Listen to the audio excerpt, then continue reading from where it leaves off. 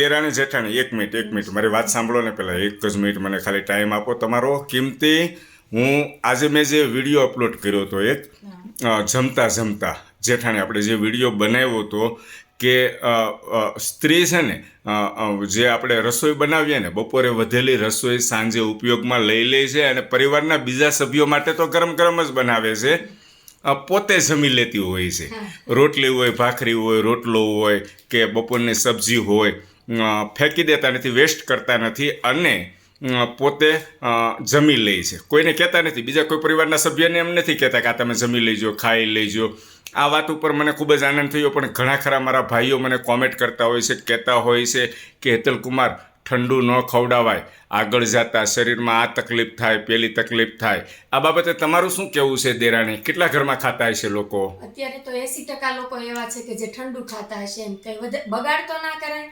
હા, એટલે ટૂંકમાં તમારો કહેવાનો મતલબ હું સમજી ગયો. 80% ઘરની અંદર મારી બહેનો જે બપોરે રસોઈ વધતી હોય સાંજે ઉપયોગમાં લઈ લેતા હોય, પોતે જમી લેતા હોય છે. એટલે સ્ત્રી જ પહેલાં જમતા હોય છે, મારું એવું કહેવું. જેઠાણી તમારું શું કહેવું છે?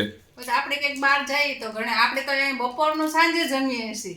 ઘણી જગ્યાએ બહાર જઈશ ને કેટલા દિવસનું ઠંડુ હોય. હા, પ્લસ પોઈન્ટ કીધો. બપોરે બનાવ્યું હોય સાંજે જમવામાં શું વાંધો? સાચી વાત છે. ખૂબ સરસ, તમારા આચાર વિચાર સારા છે.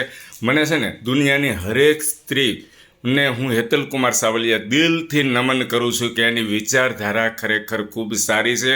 પરિવારને ગરમ ગરમ ખવડાવે છે અને પોતે ઠંડો ખોરાક લે છે. Thank you very much.